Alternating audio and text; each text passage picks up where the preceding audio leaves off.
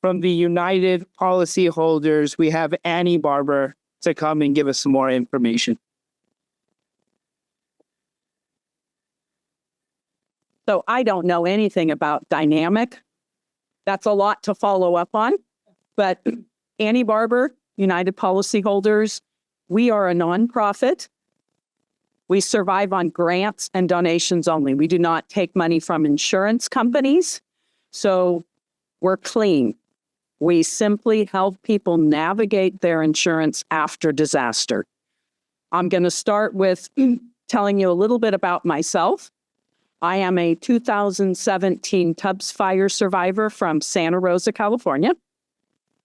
In our fire, we lost 6,000 homes. In my neighborhood, we lost 1,440.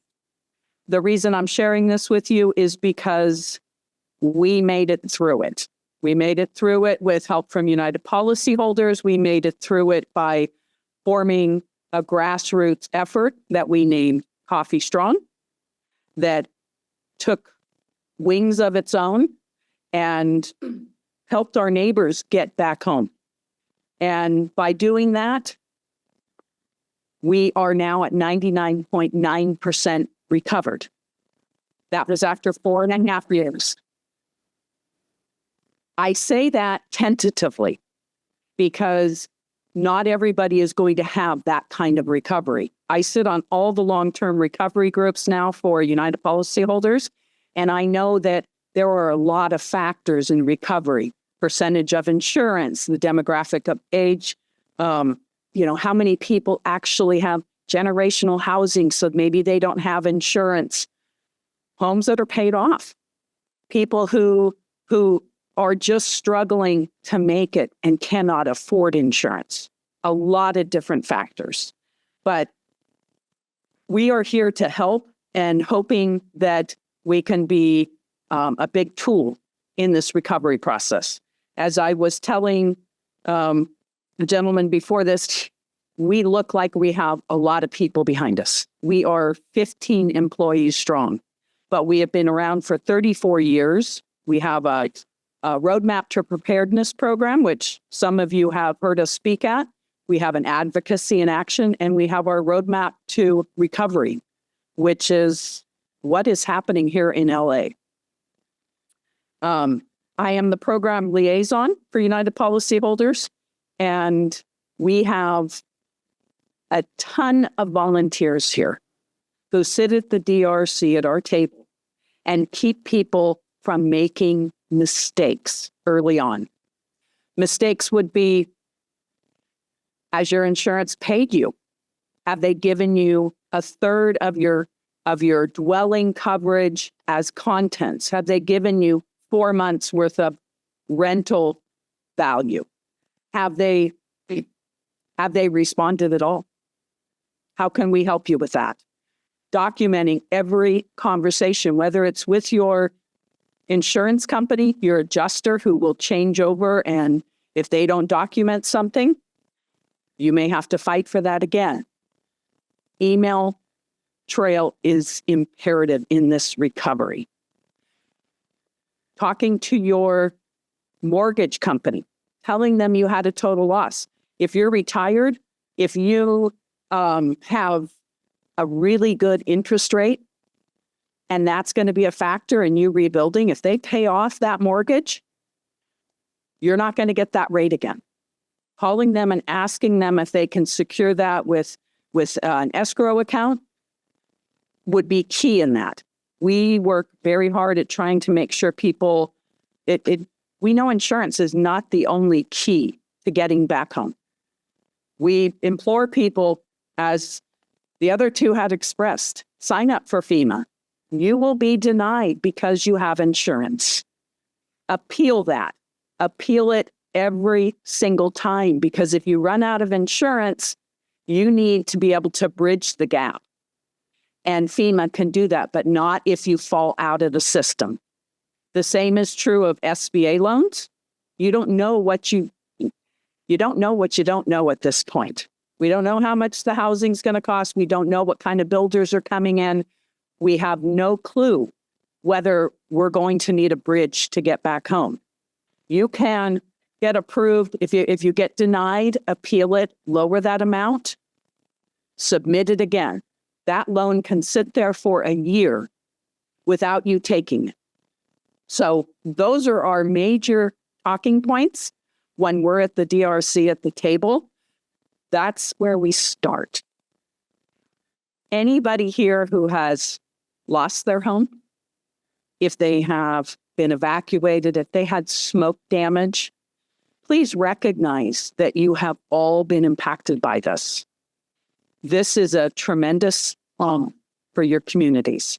And I cannot express to you enough that there are resources out there.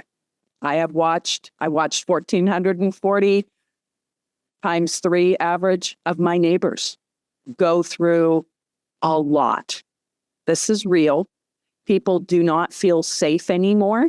I think that's the biggest thing that we go through as survivors. Whether you lost your home yet, whether you evacuated, you no longer feel like when you go in that door, you shut it, put your head on that pillow, and you can rest easy. That is gone for a period of time, for some longer than others. So I implore you to make sure you reach out if you need any help. A little bit about United Policyholders programs. We take people at this stage and we try not to allow them to make mistakes. We try to educate them, knowing that they have a very traumatized brain and that they can only absorb this much. From there, we start our programming, which we have started. We have done a webinar orientation. We have done a webinar on how to read and understand your policy.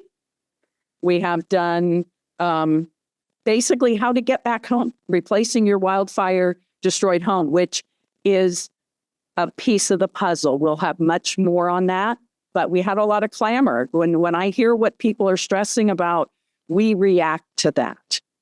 We record all of our webinars, and we record them because we know everybody has something called fire brain, and you can only absorb so much. So you watch the video, then when it pertains to you, when you can absorb it, you go back and watch it. Whether it's on rebuilding, capturing your contents, whatever that may be. And that's how our program is set up. And I can tell you that they took us through our recovery in Coffee Park. And besides the fact that we had insurance, that was a huge component of our recovery. Getting what you paid for. That is a contract, and your job is to learn how to negotiate. That's what UP does. We give you the tools to navigate your insurance. We also, we broaden that a bit. When I came on, I was explaining to Amy about bad builders. How do you secure your finances? How do you get back home to a home that's not your home? Right? There's all these little caveats to this. I drove around Altadena last time I was here, and there's a lot of signs from the California State Licensing Board. Hands off to them. They are telling people, check the license. It's not that simple, folks. We have builders in my neighborhood who have nothing on their license, but they didn't do a good job. So we have a whole webinar on that. How do you navigate that? You not only check the license, you check their bond. Has it been taken, or has it gone year to year as it's set up to do? The bond is on the California State Licensing Board site, and it'll show if it's just a renewable yearly bond. If the bond has been broken mid-year, generally that means that that builder had to go to mediation with one of their clients, and they lost. And so the bond was taken. That's a red flag. Hiring a builder is like a marriage. You better be able to communicate well. You better be able to trust them. And a lot of that is doing your homework, talking to previous clients of theirs, Googling their name to see if there's an article in the paper from them building somewhere else and falling down on it. We bridge that. We educate people to make sure that they can make good decisions. This is going to be the hardest thing that they've ever done in their life in most cases. They have a fire damaged brain. They've now become an insurance expert, a building expert. They have their own job. They have children and family at home who are struggling emotionally, mentally, physically with all of the challenges that these fires leave behind. And they are inundated. And we have to recognize all of that in the recovery. And, you know, these people never wanted to build a custom home. They didn't drive around for 3 years and look at floor plans. They did not pick out finishes. They did not say, my dream is to have this. So when they start looking for builders, they start navigating all that. That's foreign territory. And they are not in the mindset. This isn't fun. Everybody talks about building back better. And that's what we hope for a community. That's what we hope for high fire risk areas. The struggle there is real. Insurance will pay like and kind what you had. The new forms of building, whether it's always involved some sort of concrete blocks, RSG 3D, which is a metal cage with styrofoam and concrete shot. Those are all great ideas.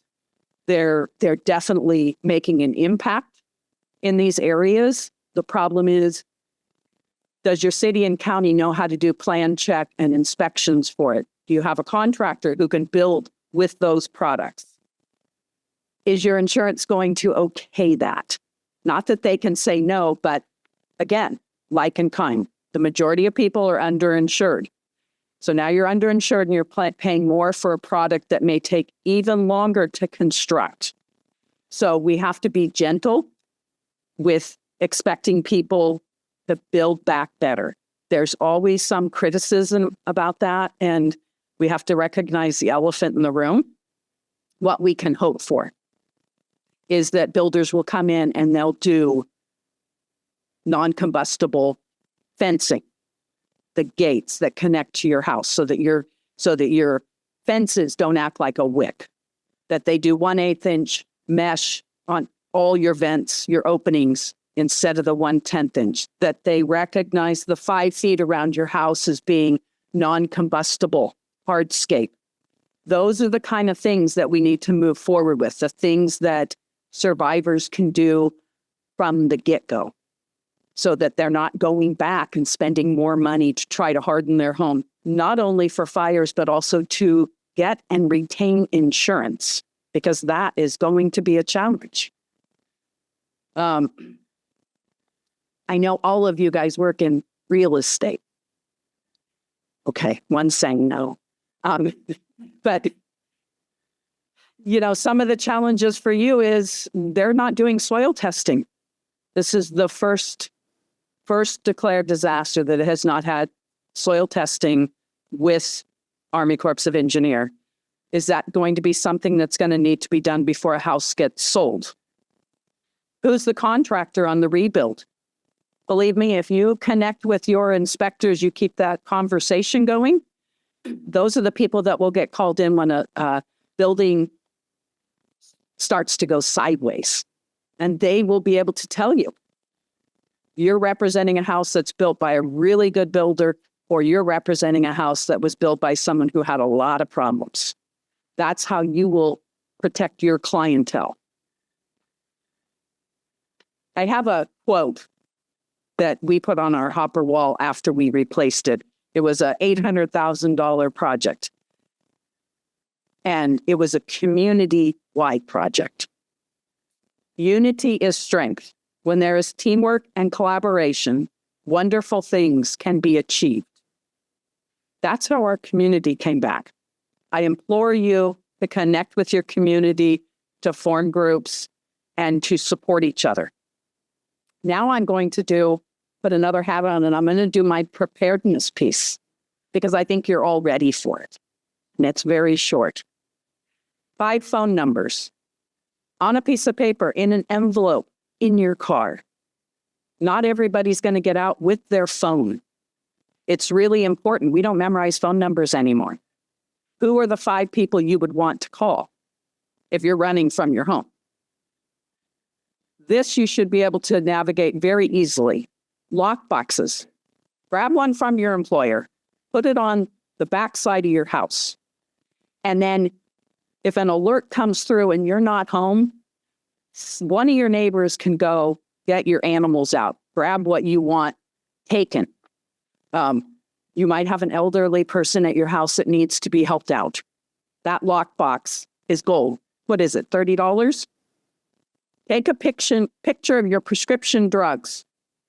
We all have them in our go bags, but honestly, if you're not home, can't do much with that. Take a video of your house. Open every drawer, every cabinet. We don't live in the model homes that you guys show. We live in the real society of having to open up all those boxes and move stuff to see what we have. That will make your life a lot easier if something were to happen. Know your neighbors. Know who needs help. Know who you can rely on to help. Who's the guy in the neighborhood who can turn off the gas? Who's the person who can help an elderly person out? Who's the person that is really good with your dogs, right? Know your neighborhood. Know the person on the block who knows everything because they're watching everything. They will be your alert system. And know what you'll take. I took the night of my fire, I got dressed. I took my purse. I took my dog's leash and I took my dog. The only thing different this time, if I had to go through it again, would be I would take all those things. I would take my photo album, and I live with my boyfriend, and if he was having a good day, I'd take him too. And anybody who doesn't, I think all of you guys are aware of it now, but watch duty is king. Hands down, guy in my neighborhood, my community, he and a partner built that. And it's been a blessing all the way around. Saw a picture of your Office of Emergency Services. The middle screen was watch duty. That's how good it is. So we are at both DRCs at the moment. We would implore anybody who needs some help to come and see us. We have a lot of information to give out, a lot of hand-holding, and a lot of hugs, because we've all been where you guys are now. Thank you for having me tonight.